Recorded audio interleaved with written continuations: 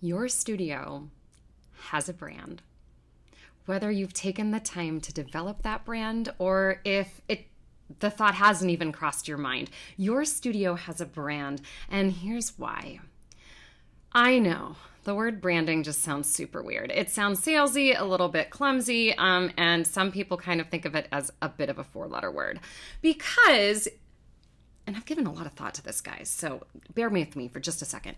Why do we think of branding as a strange term in music education? I think it partly deals with the fact because we are in the arts, and there's this deeply rooted mindset that everybody should have access to the arts and that should be free, and oh my gosh, it's so scary to charge for things in the arts because it's art and it's free. We have this deeply ingrained money mindset issue in the arts. It's so tough. I know that you guys have felt it throughout your careers as independent teachers. If you've worked in the K through 12 system, you've definitely felt it there. And so when we talk about branding and we talk about marketing, it feels awkward, right? Do you know what I'm talking about? If you've ever felt awkward about talking about branding or talking about marketing or advertising, I want you to give me a heck yes right now and let me know if you have felt that too, because I have felt awkward with it in the past, but that's why I'm here to talk about it today. I want to demystify and debunk some of the myths surrounding branding, and I'm going to do it in a way that I hope you guys can grab onto these tips today and implement them so that you can take control of your brand so that it can positively influence your business. Okay, hey, I'm seeing that so many people are tuning in and saying heck yes. All right, Sylvia, nice to see you. Good. And yes, Christy says, I just raised my rates and it was absolutely terrifying. Hey, Sylvia, I feel you, girl. I feel you. So Sylvia says, absolutely. She has felt this before, right? It feels weird. I want to make these a little larger today so you guys can read them. All right. Sylvia says, absolutely. Elizabeth says, heck yes. Angela also says, most definitely. And Cheryl Lee is saying yes. Okay. So let's get into what is branding and what are some of the mistakes that we tend to make in our music studio businesses with them. Now, it all comes back to what I said at the top of the show, right? We sometimes view, not all of us, but many of us, myself included, I have felt this way too, we sometimes view branding or marketing or advertising as like dirty words in our industry because sales are hard, right? So because that view can creep in, there are these really rather large mistakes that we tend to make with our businesses in terms of brand. But before I get to the mistakes, let's define branding, and we're going to get to the goodies that are associated with today's broadcast. So if you've never been here before, my name is Sarah Campbell. I am a music business coach, and I work with strategy and mindset with music studio owners and online music course creators just like you. We work on strategy and mindset so that you can create a fabulous business that feels super authentic to you as an individual, that you can feel very confident putting out those offers and bringing in amazing clients that you can help. So that is what I do. And every Wednesday here on the coaching page, I go live with business mindset and authenticity tips. So you can catch me here every single Wednesday at 12 Eastern. And 12 noon, definitely not midnight. And so welcome if you are new to the broadcast. Please introduce yourself. Let us know where you're coming from and what you are hoping to learn today about branding. If you've been here before, make sure to say hello. I always love to see your beautiful names popping up in the comments. All right, guys, let's get to the goods, right? We do have a fabulous show organized today. And of course, we have the Coach Sarah bot ready to go. That is my chat bot here on Facebook. And what she does is that she delivers links to things I might mention in a broadcast. So if I've mentioned like a blog post or some kind of a resource that you might want to check out, she has the links to those. She also has links to other cool stuff like freebies. So if you want to get a hold of today's show notes, I've got a recap set up for you guys so that you can get all 5 points that I'm going over today later on and you can review them real fast. And we've also got some good links for you. So if you want to get a hold of those today, I want you to drop a mistake below here and then the Coach Sarah bot will message you here on Messenger and she'll tell you how to get a hold of the goodies. All right. Hey, Laura, nice to see you. I see Laura's waving. She's tuning in. All right. Let's get to it, guys. So we're talking about 5 surprising branding mistakes that music studio owners and online music course creators tend to make. I have been guilty of these mistakes in the past. So I am not pointing fingers. I will not be bringing up examples of websites and saying this is bad, because that hurts my heart when I see that. I am all about helping people, not calling people out. That just does not feel good to me. All right. And so here's what we are talking about. Let's talk about how this works, right? What is branding? We need to understand that first before we get into the mistakes, because if we don't understand what branding is, what's the point in talking about the mistakes? In a nutshell, your brand, okay, your brand is not your logo. Your brand is not the colors that you choose. Your brand is the perception that other people get about your business. So the perception is created in many different ways. It's wherever those touch points are, right? It's from your Facebook page, from your Instagram account. If you do other social medias like Pinterest or LinkedIn or anything like that. MySpace. Is MySpace still a thing? I don't think so. Just joking about that one. It can be your website. It can be the way that the front of your store looks like, or if you have a sign that's out in front of your home. All of these things combine, the visual aspects of them, the verbal aspects of them, all of them combine to create a perception that people can get. So when they're looking at all of these things, they are actually creating the perception themselves. So this is why it's really important for us to consider all of those aspects, right? So branding is a big thing, right? It's a big umbrella. It covers a lot of material. That's why it's important for us to look at those things and to keep track of them consistently so that we can influence the perception of our business and our offerings, right, with the people that we want to connect with most. All right, so that is it in a nutshell. Let's get to the 5 mistakes, shall we? All right. Hey, I see some people tuning in and saying, hey, Elizabeth dropped a mistake. She's going to get a hold of that stuff from the Coach Sarah bot. Remember to put that below if you want to get a hold of that. Okay, so Angela, you are struggling with some feelings about suspending lessons for overdue balances, and that you're struggling with this, right? The perceptions. So I should also mention, branding ties in with the communication that we create with our clients too, right? Because from day one, we want to set a good, we want to put our best foot forward. I almost said best face forward. Best foot forward, so that we are super clear about how we function as a business. So all of these things tie together, friends. This is why I have chosen this topic to talk about. And you know that this is not the first time I've done a broadcast about branding. I'm very passionate about this topic because I am absolutely positive that creating a really solid brand and looking at all those aspects can help every single music studio out there. It will influence the people who contact you, how they contact you, the people who sign on with you. It will help you get a better web presence. Like, it influences all the things. This is why I talk about it. And I also talk about it because it seems taboo, and I love to be a little controversial. So today, as we're going through the 5 tips, I want you guys to start thinking about which of these 5 tips could be most influential to you in the next couple of weeks or month. I want you to think about which one of these things do you want to dig into. So when you find that thing, I want you to give me a hashtag takeaway, and I want you to drop the tip that is the most valuable one to you today. Or if you're just finding them throughout the broadcast, give me a hashtag takeaway and let us know what it is. All right, let's get to it, guys. All right, so here they are, the 5 big mistakes. Shall we get to them? All right. Angela, you thought you wanted to share a mistake. Hey, but like I said, it actually does tie in with what we're talking about today. So thank you for sharing that. Oh, speaking of, if you have a teacher friend who could benefit from this, maybe they've just opened a studio, maybe they're revamping their studio, maybe you have a friend who just launched an online offering, maybe they're doing things on Teachers Pay Teachers, or if they are launching a teacher course, let them know about this. So tell them about this broadcast right now if you have a little second. Get in there with your thumbs. All right, let's get to tip number 1.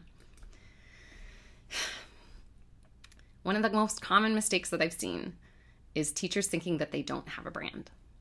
And hey, I've been there, right? I felt that way when I was teaching in other music schools and I didn't have complete control over different aspects like, the scheduling or some of the things. Like, I obviously couldn't change the logo of the store that I worked in. So for me, I thought that my brand was not a thing, right? That I was just part of this and this is what I was doing. The idea that we don't have a brand can be really kind of dangerous for us, right? If we don't think that we have a brand, and maybe it ties into us feeling weird about marketing or advertising our own skills in our businesses, and we ignore those aspects, the biggest mistake is that you can think that you don't have a brand. Because like I said, branding, okay, so the brand, right? Your brand is created by the perception of others. It's kind of scary, isn't it, right? So it makes it seem like we don't have control over it. So your brand is actually created by the perception that somebody else has of your business. Branding, right, is the action of taking control of those little aspects that influence brand and influence brand perception. Should have done a little bit more warm-ups here. So that is the first thing. The first big mistake is just thinking that you don't have a brand, because you do. Because people do come to your website, or they do go to your Facebook page, or if you don't have either of those things, they hear about you through the community, and then they go looking on the internet trying to find you, and they're thinking, this is weird. Why can't I find this person? Hey, there's a great, hey, we've got our first hashtag takeaway. Thank you. Dorla says, takeaway, branding is perception. Exactly. When I started doing research about branding a couple of years ago, and I realized that branding was about the perception of others, it kind of stopped me in my tracks, and it made me think really hard about the perception that my websites, that my socials, that my marquee outside of my studio, what perception are people getting from, or what impression are people getting from those aspects? So it made me think really hard about that. All right, so that's the first big mistake. Here's the second. Attempting to appease everybody with your brand. Now, okay, so let's say that we've found some brand awareness now, right? We know, okay, I can influence others by taking control of some of my brand aspects, maybe like doing logos or, coming up with a tagline or something like that. And the big branding mistake here is attempting to appease everyone. So let me back that up a second and really define what I mean by this. Okay, has anyone, and before we do that, if you ever realized, if you ever thought that mistake number 1 was you and you thought that you didn't have a brand, don't be afraid to raise your hand here. Remember, we're not calling each other out, we're helping each other. And so back to the second tip. Attempting to appease everyone. Here's what this looks like. Piano lessons and voice lessons for all ages and all levels and all abilities. Now, some of those things might be true. However, if you have very specific students that you love to work with, right? Specific type of people that you love to teach, or if you have, I can guarantee that you have this, you have a really good skill set in a certain area of your teaching. Like when you reach that point of your teaching, like you are like, this is my comfy spot and this is where I can like help all students. Maybe it's something like you're really good at helping them overcome performance anxiety. Or maybe it's that you are like the games guru and every lesson that you create is chock full of games that help people learn. Maybe it's that you are a fabulous teacher who can help people with exams, and your students always get really high marks when they go to exams. No matter what that is, I want you to think about what your awesometicity is right now, right? Your magic secret sauce. Whatever that is, okay, that's your special superpower. That is what makes you an amazing teacher. Now, if our branding does not reflect those things, and if instead we decide to just attempt to appease everyone because if we cast a wider net, we're going to catch more fish. But what if you cast a smaller net and you aimed for the fish that you wanted? So that is number 2. Yes. Ooh, good. I see here. Stephanie is saying, wow, that's huge. Sorry. I need to fix these guys. This is so awkward. I'm sorry, guys. Let me fix it. This magic mouse, I love it. And then I also hate it because it kind of has a mind of its own. Let me just fix this. Whew, better. All right. So Stephanie says, attempting to appease everyone. Ouch, that hits home hard. Guilty. Guilty, my friend. Absolutely guilty. I have done this so many times. Magic mouse, you are getting me today. All right, there we go. We'll close that out. I have been there. I was the piano lessons and voice lessons for all ages and all levels and all abilities for years, probably like 7 years, right? But when I started to hone in and get my messaging a little bit clearer about who exactly I worked with, then I found my job as a teacher got a lot easier. It was actually kind of incredible. When I made that shift about 3 or 4 years ago, I started to attract different people to my studio, and it more often than not, I was finding that those people that were coming in were the exact type of people that I could help, which made me feel really good. So I'm not saying, and here's the other thing. Sometimes when we tap into like niching, it makes us feel like there's this really bizarre scarcity mindset that happens with this, where we're afraid to say that I'm not good at something, or we're afraid to say that I can't do everything.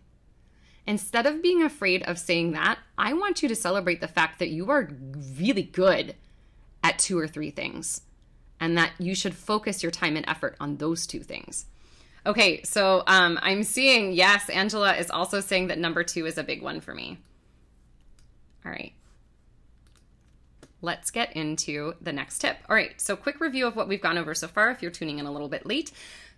Tip number 1, or the big mistake number 1, is thinking that you don't have a brand. Everybody has a brand because your brand is created by the perception of other people, right?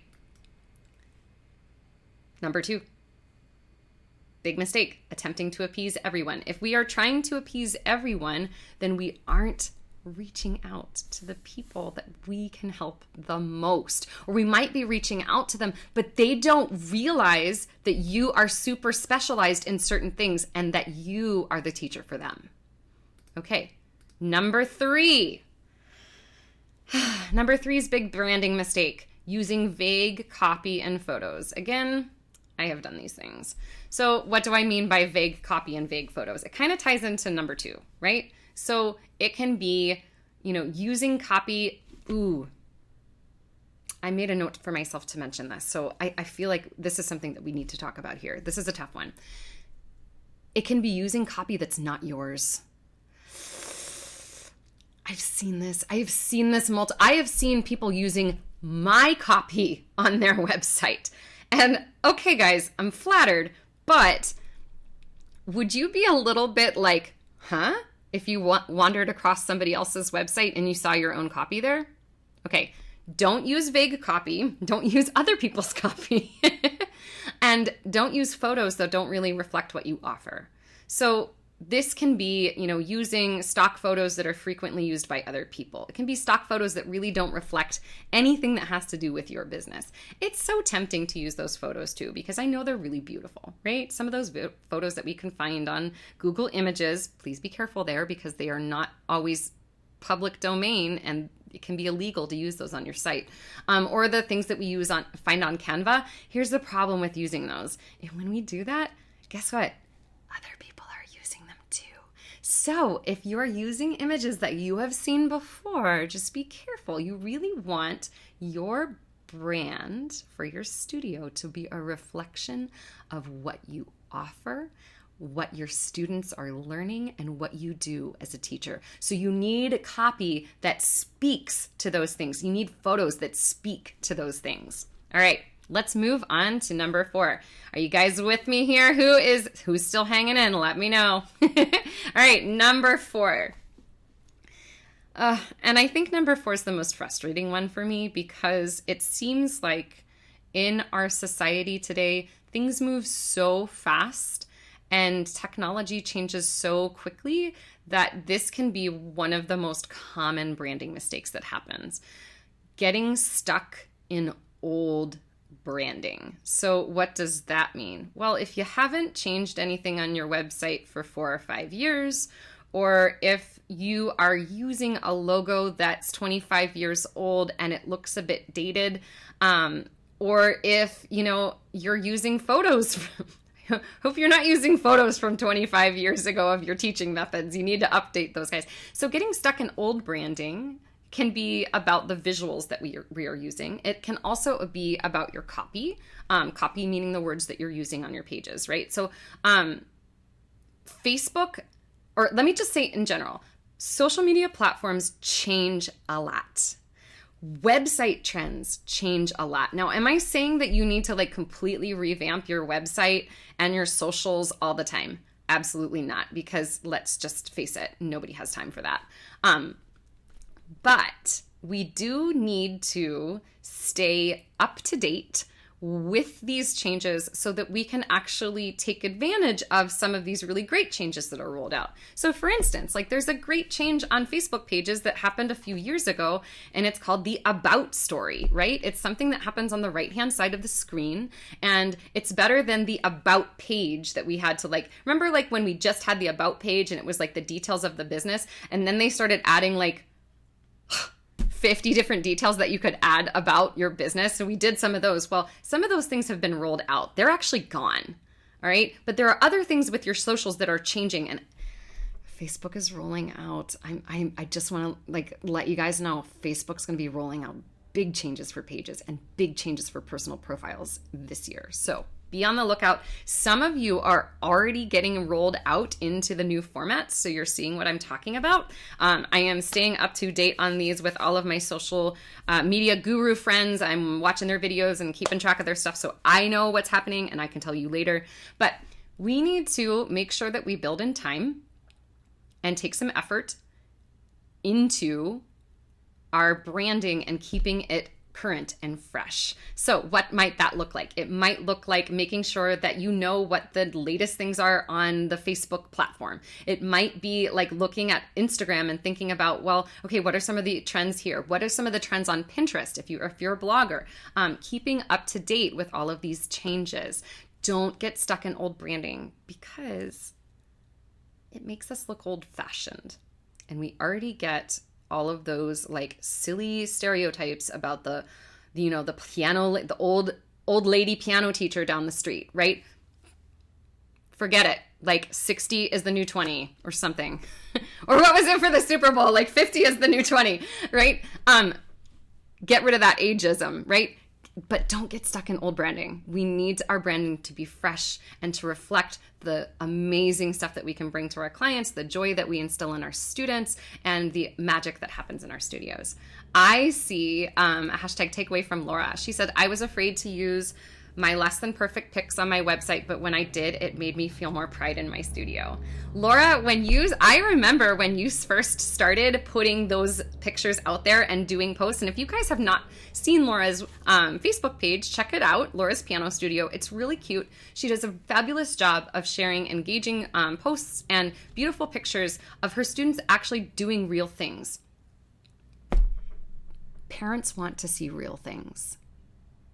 They want to be able to picture their kid sitting on your floor playing games. They want to be able to picture their kid playing at the piano bench and doing their very first song the whole way through for the first time, right? That's what they want to see. What they don't want to see are stock photos that don't look real or that look staged. There are some stock photos that are fabulous, but oftentimes they don't reflect what you're offering in your studio, so it just comes across as a little disingenuous. So I I like this. Alexa, great. Using my own photos and video for my website makes my website feel more personal and makes parents feel like they can trust me more. Exactly. So all of these things build into LKT, right? Like, no, trust. These are the things that our clients need to understand in order to book with us. All right. Stephanie say, I won't say how old my photos were. I just updated last month. Those kids are now at university. Hey, I totally get it. I've got some photos on my website that need to be updated too. It's on my to-do list. All right, so quick recap of 1 through 4, and then we're going to drop the last mistake. All right, the first mistake, thinking that you don't have a brand. We know everybody has a brand because the brand is the perception that other people get from looking at all the things that you've put out there. Number 2, attempting to appease everyone, right? Thinking that if we cast a wider net, we're going to catch more fish. But really, we want to be casting a smaller net, and we want to be aiming for the fish that we love the most. Number 3, using vague copy and photos, because if we use vague stuff, then we're not going to attract the people that we want to see. Or we're just going to kind of like blend into the background because people are going to be like, oh, wow, this looks exactly like 3 other piano sites that I've gotten to on Google today. Who are they going to go with? They're going to go with the person that stands out. They're going to go with the person who comes across as the most authentic. Getting stuck in old branding. Hey, this is super easy. All of us do it, right? Because we've only got so much time and it is so hard to keep track of all the things that are changing. That's why I'm here, guys. That's why I do what I do, so that I can help you keep track of all the changes so that you can be up to date with your branding. All right, here's the final one. The final mistake. Branding the current vision or current situation of your studio instead of the vision of your studio and what you want it to be.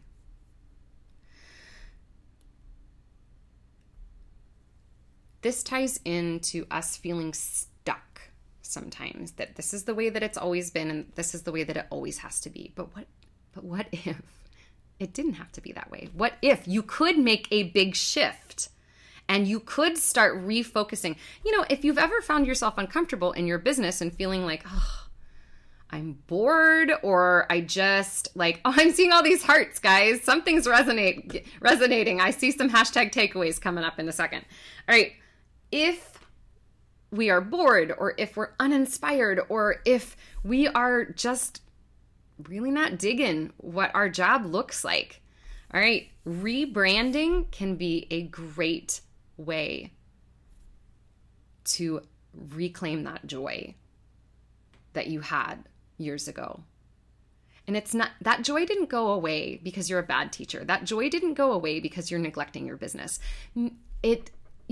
We change with time. We learn new things. We realize that we're able to help people like in specific ways that we didn't know about before, right? Yes. Okay, Tara, this is absolutely perfect. Okay. It's like dress for the job you want, not for the job you have. Exactly. Thank you. That is perfection. Thank you so much. All right. I see here that Jen says, ooh, number 5 hit me right in the gut. Sorry, gut punch. And Angela says, takeaway is number 5. Wow, this is an eye-opener, right? Yeah, we think about, well, if we look at our brand, we just look at what's happening and that's your brand. But what if part of that is true? But what if we were starting to look into the vision of what we want our studios to be or what we want our businesses to be, and we let that be part of the brand too? If that influenced your verbal branding or if that influenced your visual branding. I've seen some really fabulous makeovers, like studio makeovers from some voice teachers in the past 6 months. And they were painting walls and they were just, oh, this is so good. And like picking out the colors was super important because they wanted to do some rebranding. Okay. All right. Oh, Sylvia, great question. Does your branding bootcamp cover these topics? Absolutely. Not only does it cover all these topics, it covers a lot more. So actually, you gave me a great segue here. So I do want to mention, all right, hey, I come here every week, and I do these broadcasts on Wednesday at noon. You can access this every single week. And actually, if you want to go see some of the old videos, if you go to the Facebook page and you click on the videos tab, you'll see I have 3 separate playlists. I have things about communication, I have things about systems, and I have things about mindset. This is not all I do in this business, okay? In addition to coaching one-on-one with clients, all right, I also run a branding boot camp periodically throughout the year.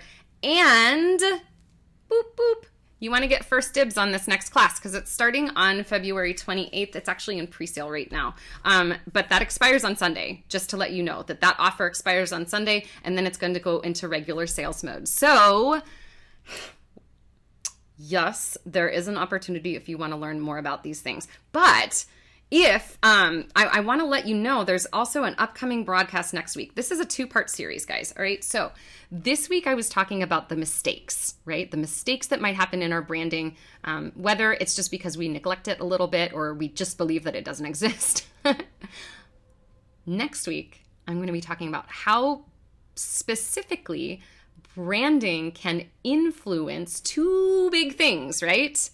It can influence the impact that we can create in our businesses, right? When I'm talking about impact, I'm talking about the people that we reach, the lives that we change, the music that we bring out into the world. It can influence our impact. It can also influence the bottom line.